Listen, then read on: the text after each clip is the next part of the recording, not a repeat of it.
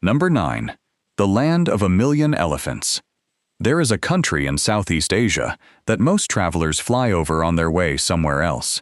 Not because it lacks beauty, not because it has nothing to offer, but because it does not advertise itself loudly. It does not compete for your attention the way its neighbors do. It simply exists, quietly, stubbornly, and with a depth that takes most people completely by surprise. This is Laos. Sitting at the geographic heart of Southeast Asia, Laos shares borders with 5 countries: Thailand, Vietnam, Cambodia, Myanmar, and China. It has no coastline, no seaport, and no direct access to the ocean. For most nations, the sea is the easiest road to the world. For Laos, every connection to global trade must first cross mountains, borders, and the infrastructure of foreign countries. That geographical reality has shaped everything about this place: its economy, its pace, its character. The country covers around 236,800 square kilometers, making it roughly the size of the American state of Oregon. 80% of that land is mountains and hills, a fact that explains both the breathtaking scenery travelers encounter and the very real difficulty of building roads, hospitals, and supply chains across it. Development here is not slow because the people lack ambition. It is slow because the land itself demands extraordinary effort for every kilometer of progress. Inside those mountains live approximately 7.8 million people spread across more than 49 distinct ethnic groups. Each one carries its own language, clothing, ceremonies, and way of understanding the world. A single day of travel in Laos can take you through communities that feel as different from each other as separate countries entirely. The kingdom that once ruled here was called Lan Xang, a name that translates as the land of a million elephants. Between the 14th and 18th centuries, it was a genuine regional power. Elephants were not simply animals here. They were symbols of royal authority, military strength, and spiritual significance. They moved through this history as living emblems of everything the kingdom stood for. Today, fewer than 1,000 elephants are believed to remain in Laos. A country that once measured its greatness in elephants now counts them carefully, protects what remains, and carries the weight of that contrast quietly, the way Laos tends to carry most things. That is the first thing to understand about this place. The silence is not emptiness. Beneath it is a history, a resilience, and a richness that most of the world has simply not slowed down enough to notice. Number 8. The quiet beauty of Lao women. To understand Laos, you cannot look only at its landscapes. You have to notice the women who move through this country with a composure that does not seek attention, yet somehow holds it naturally. Along the Mekong River, at the softest hour of the evening, when the light turns gold and the air finally cools, you may see Lao women walking in their traditional sins, the long hand-woven skirt that has become one of the most quietly elegant symbols of the nation. The singe is not simply clothing. It is a document worn on the body. Every pattern woven into the fabric carries meaning. Some designs feature the Naga serpent, an ancient symbol connected to water, protection, and spiritual power. Others carry images of tigers, representing courage and a deep respect for the natural world. In a country where rivers are considered sacred and forests are still believed to hold living spirits, even the fabric a woman wraps around herself each morning can become a quiet book of legends. But the beauty of Lao women is never loud or performed for strangers. It is found more often in simplicity, a calm expression, a soft voice, a way of moving through the world that feels deeply rooted in family, temple, market, and river. Many still use natural traditions passed down through generations: turmeric for the skin, coconut oil for the hair. Not luxury products displayed under city lights, but small daily rituals shaped by climate, village wisdom, and the knowledge of grandmothers. In rural communities, Lao women carry far more than beauty. They carry the entire rhythm of the household. Sticky rice is prepared before sunrise. Gardens are tended. Cloth is woven on looms whose sound fills the morning air like a second heartbeat. Children are raised. Ceremonies are kept alive. The patterns they weave into fabric can reveal exactly where they come from and which community shaped them, a quiet form of identity that requires no translation. Yet Lao women are not fixed in the past. In Vientiane and Luang Prabang, another version of the same woman appears. She studies. She runs businesses. She speaks multiple languages and moves between tradition and modern life without visible conflict. One morning, she may kneel at a temple in a hand-woven sin. The following afternoon, she may sit in a cafe with a laptop, planning something entirely her own. That balance, between old softness and new confidence, is perhaps the most powerful thing about them. And once you begin to notice it, Laos no longer feels like a silent country. It feels like a place where strength has simply learned to speak quietly. Number 7. Lao cuisine. Flavors that make you hesitate. Every real meal in Laos begins the same way. Before the grilled meat arrives, before the herbs are arranged, before the chili makes contact with anything, a small woven basket is placed at the center of the table. Inside is khao niao, sticky rice, warm and faintly fragrant, held together by steam and generations of daily repetition. In Laos, this is not a side dish. It is the foundation of the entire meal, and understanding that single fact changes how you experience everything else on the table. Lao people do not eat sticky rice with a spoon. They pinch a small portion between their fingers, roll it gently into a compact ball, and use it to scoop, press, and carry everything else. It is food and utensil simultaneously. For first-time visitors, this takes adjustment. Within a few bites, it begins to feel completely natural, and then, shortly after that, it begins to feel like the only logical way to eat. Then comes lop, arguably the most important dish in the country. Minced meat, fish, or chicken combined with lime juice, roasted rice powder, fish sauce, fresh herbs, and enough chili to make the whole thing feel alive. The flavor hits multiple directions at once: sharp, earthy, bright, and deeply satisfying. Each mouthful carries something of the landscape itself. River air, garden herbs, charcoal smoke, and spice gathered into a single bowl. Beside it, at a night market, the air shifts quickly. One stall offers sai ua, a sausage packed with lemongrass, galangal, and herbs that releases its fragrance the moment it touches heat. Another pounds somtam green papaya salad in a mortar until sour, spicy, salty, and sweet crash together in a way that is genuinely difficult to prepare for. Then, the forest opens its own kitchen entirely. In mountain markets, mak khan, a wild pepperwood, is added to soups.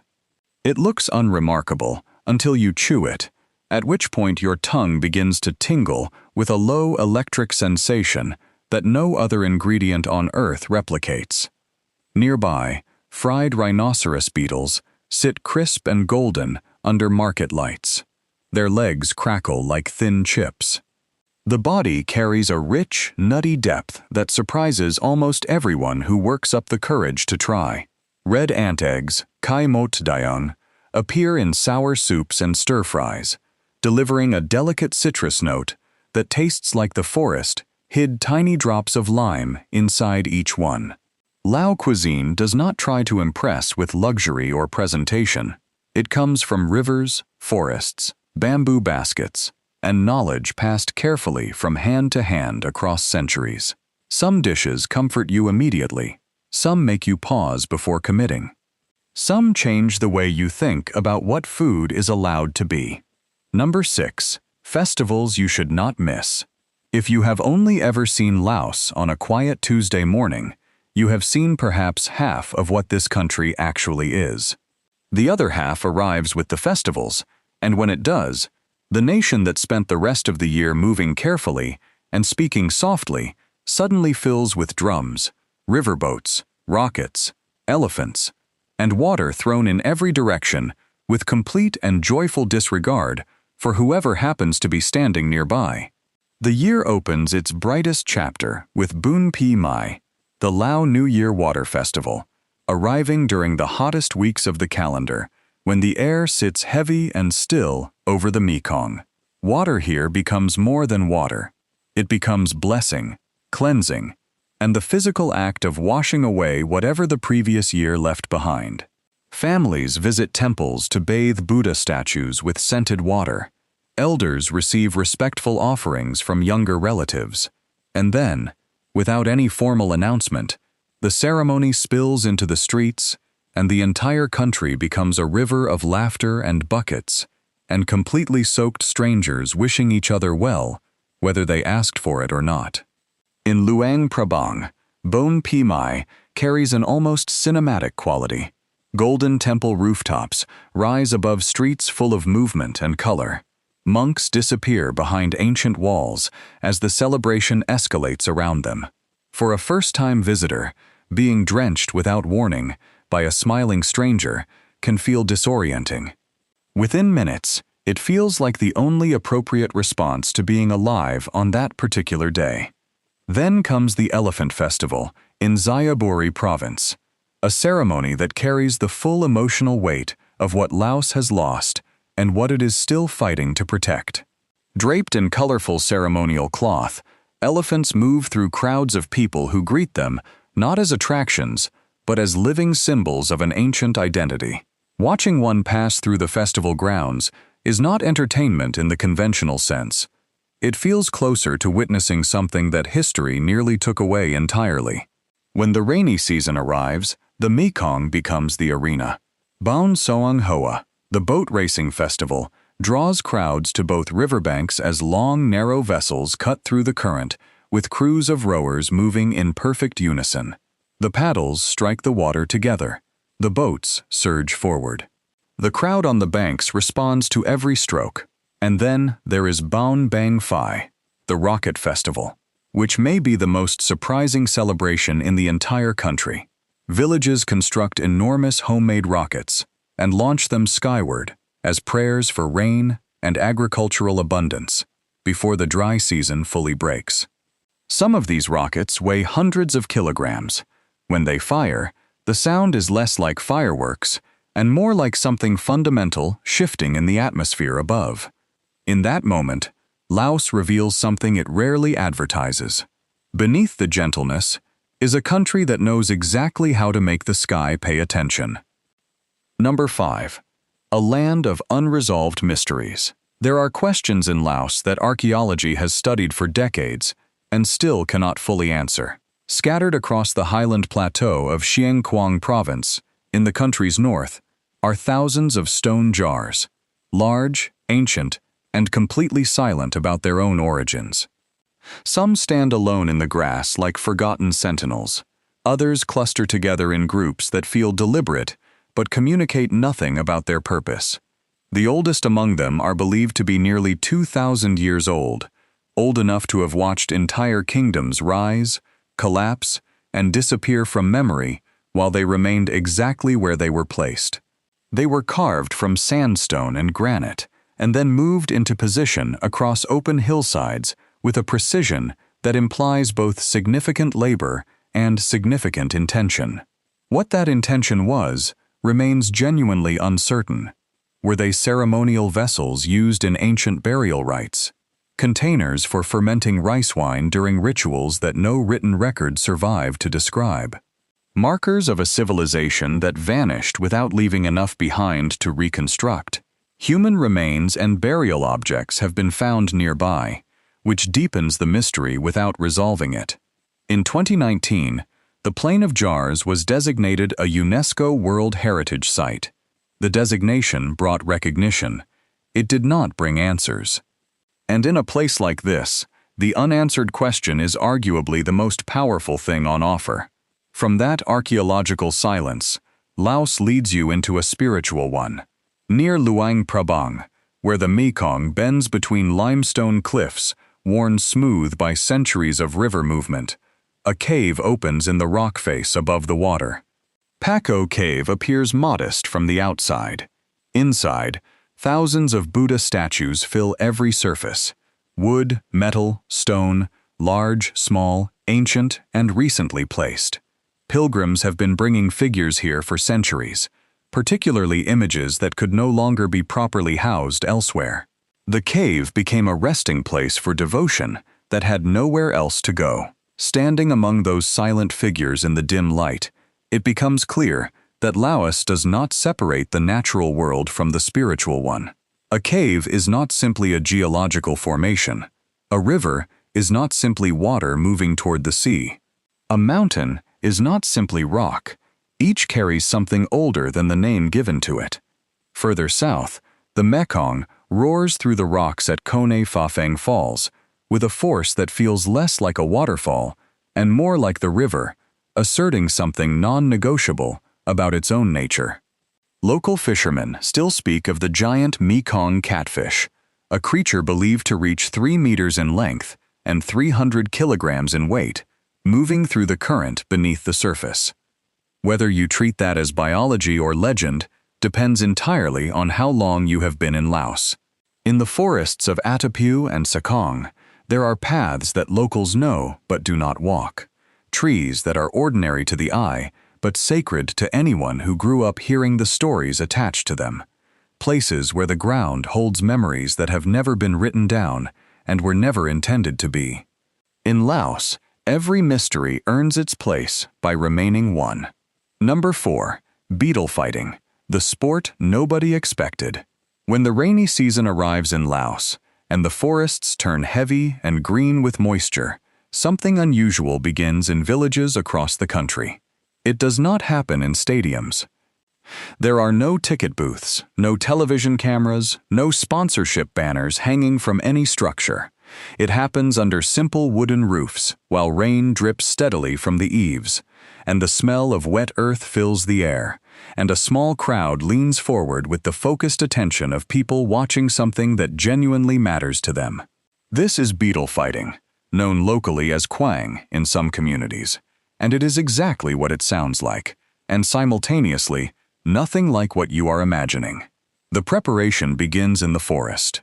Boys and men move carefully along tree trunks and damp undergrowth, searching for male rhinoceros beetles, compact, armored insects whose curved horns make them look like miniature creatures from a story that predates written language. Finding a good beetle is not random. Experienced participants look for specific qualities: strong legs, quick reactions, balanced weight, and horns shaped with the right geometry for leverage. To an outside eye, one beetle looks much like another. To someone who grew up doing this, each one has a distinct character and a different chance of winning. The arena is a carved wooden platform, usually circular, with small grooves cut into the surface so the beetles can grip without sliding. A handler may use a thin stick to create subtle vibrations in the wood, awakening the territorial instinct that makes the male rhinoceros beetle willing to fight in the first place. Sometimes a female beetle is placed nearby for the same purpose. Then, the two beetles are introduced to each other. They approach slowly at first, touching horns with the measured caution of wrestlers feeling out an opponent. Then one commits, clamping down, pushing, twisting, attempting to lift the other completely off the platform. The crowd reacts, not with roaring, but with sharp laughter, quick comments, and the particular sound of people who are genuinely surprised by what they just witnessed from an insect. What makes this tradition fascinating is not the spectacle itself, but what surrounds it. The gathering of neighbors after a day of difficult work. The passing of knowledge from older participants to younger ones. The careful observation of something small and wild that most people in the modern world have never looked at closely enough to understand. When the rainy season ends, many of the beetles are returned to the forest. The platform is put away. The crowd disperses back into ordinary life, until the rain comes again, and the forest produces its next round of tiny, determined warriors. Number 3. Nong Fa, the bottomless lake. There are places in Laos that do not welcome you with beauty. They welcome you with hesitation. Deep in the forested mountains of Atapu province, past the river towns and the familiar sounds of temple bells and morning markets, a lake sits inside the mountains with the particular stillness of something that has never needed human company to feel complete. This is Nong Fa, known in some translations as the Heavenly Lake, and the first thing most visitors notice when they finally reach its edge is that they instinctively lower their voices without anyone asking them to. The lake appears suddenly after a long approach through dense forest, a dark green mirror sitting inside what geologists believe is an ancient volcanic crater that fell silent thousands of years ago. Over centuries, rainfall and forest growth filled the basin slowly and completely, creating a body of water that maintains its deep blue-green color through every season regardless of weather. The surface is almost always still. The trees around it lean inward as though listening to something beneath. Science offers a reasonable explanation for what Nong Fa is. It offers no explanation for what Nong Fa feels like.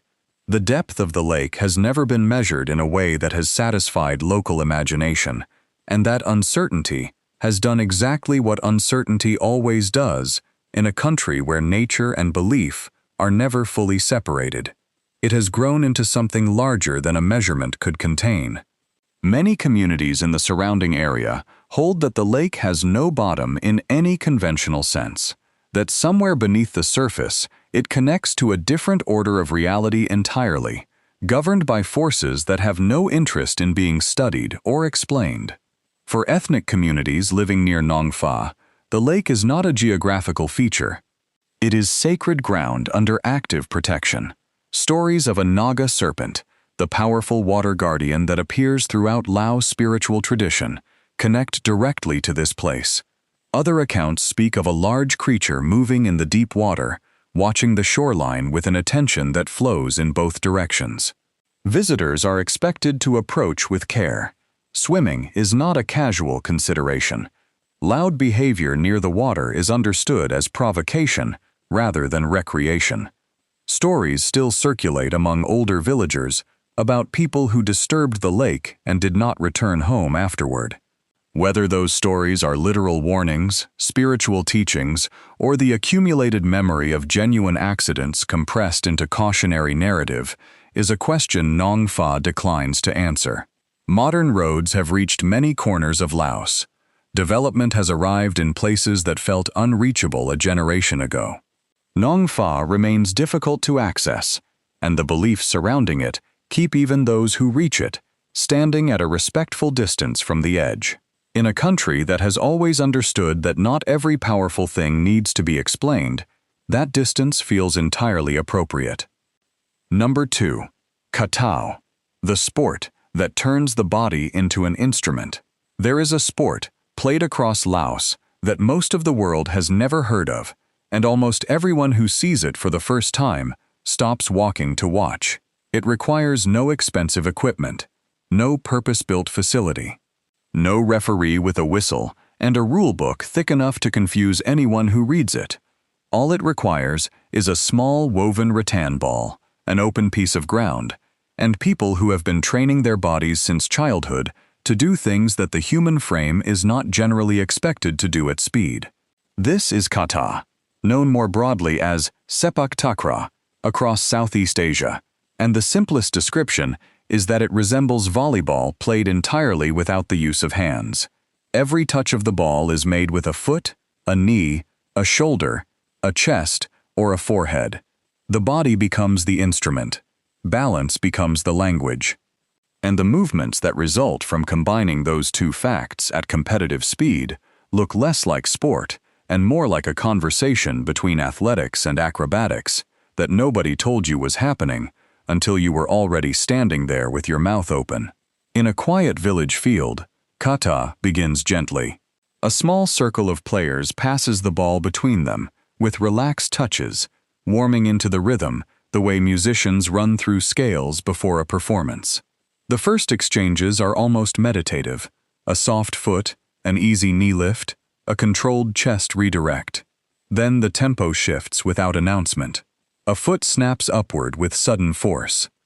A player leans backward at an angle that suggests a complete disregard for gravity and connects with the ball using the outside of a heel.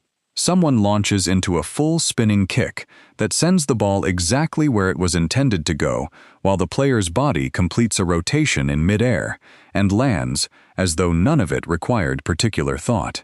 The crowd, whatever crowd has gathered, because kate always draws one, reacts with the particular sound of people watching something they have seen many times and still cannot fully anticipate. In Vientiane, kate appears in parks and schoolyards as naturally as conversation. In Luang Prabang, players move through their evening practice with temple rooftops visible in the distance, and the last light of the day falling across the ground at an angle that makes the whole scene look composed rather than accidental. When kata becomes a formal match over a net, the energy rises sharply. Attacks are launched from positions that briefly suspend the laws of physics, as most people understand them. A player may leap, twist, and strike with a heel above their own head while their body inverts, then land, reset, and prepare for the next exchange as though the previous movement was entirely routine. In a country known for gentle speech and careful manners, kata is where Laos reveals its other register entirely: quick, fearless, precise, and quietly spectacular. The rattan ball itself weighs almost nothing. In the air, it becomes unpredictable and dramatic, just like this country, carrying far more movement than anything about its appearance suggests. Number 1. Nightlife in Laos. The night that never shouts. Laos does not perform for you after dark. It does not compete with Bangkok's relentless neon or Ho Chi Minh City's streets that somehow grow louder as the hours advance. It does not construct an evening identity designed to impress visitors into staying later than they planned. When the sun drops below the Mekong and the heat finally releases its grip on the day, Laos simply exhales, quietly, completely, and without any apparent concern for whether anyone finds that sufficiently entertaining. In Vientiane, the transition from day to night happens gradually and without drama. The temperature softens. Motorbikes thin out. Families drift toward the riverfront in the unhurried way of people who have nowhere more important to be than exactly where they are going. Food stalls open one by one along the water, sending the smell of grilled meat, noodle broth, charcoal smoke, and fresh herbs into air that has finally become comfortable enough to stand in without effort. The Mekong catches the last light and holds it. Gold, then bronze, then a darkness broken only by the reflections of small lamps from the opposite bank. At the night market, the atmosphere is calm, in a way that visitors from larger cities sometimes mistake for emptiness. It is not empty. It is simply operating at a human pace. Vendors arrange silk scarves and hand-woven goods beneath warm lights, without pressure or urgency. A seller offers a price and then waits, genuinely comfortable with silence, while the buyer considers. Children move between stalls with the freedom of people in a place where everyone recognizes them. Friends share bottles of beer lao at plastic tables beside the water, their conversation low and unhurried, the river moving beside them with the same indifference to time that it has maintained for centuries. In Luang Prabang, the night settles even more gently. The old royal city guards its silence after dark, with something close to intention. The night market glows under warm lamps strung between trees. French colonial balconies overhang narrow lanes where the day's foot traffic has thinned to almost nothing. Wooden shutters are pulled closed on shop fronts that will reopen before most visitors have finished breakfast. The monks have disappeared behind temple walls. The town breathes slowly, like something that has seen enough history to know that rest is not the same as surrender. Then there is the other Laos that emerges after dark in the border zones. The neon-lit, casino-bright, karaoke-loud version that exists primarily in places shaped by outside investment and cross-border commerce. In Bokeo, pink and purple lights flash above entertainment districts, where Chinese signage appears alongside Lao script and the atmosphere feels genuinely disconnected from everything encountered earlier in the journey. It is jarring, precisely because the contrast is so complete. 1 hour from bamboo villages and sacred lakes, and the night looks like this. But even there, just beyond the bright signs, the deeper rhythm of Laos reasserts itself. A family closes their small shop early. A motorbike passes slowly without urgency. Someone sits in a plastic chair outside a darkened doorway, talking quietly with a neighbor, as though the neon belongs to a parallel version of the country that simply happens to be visible from where they are sitting. That contrast is not a contradiction Laos needs to resolve.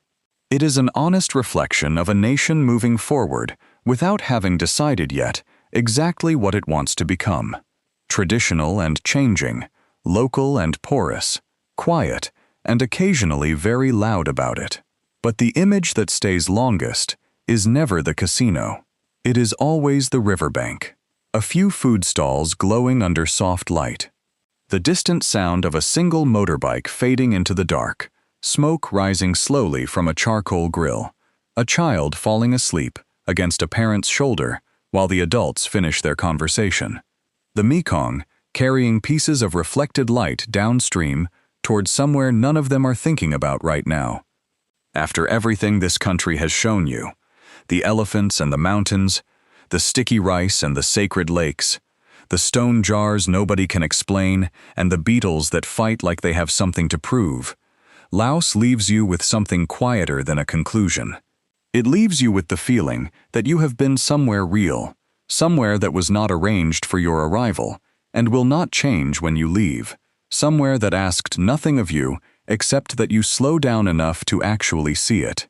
If this journey through Laos made you feel something, hit like, subscribe to the channel, and turn on notifications so you never miss what we uncover next. Drop a comment below and tell us, would you visit Laos, and which moment from this video surprised you the most? We read every single comment, and your next question might be the story we tell next.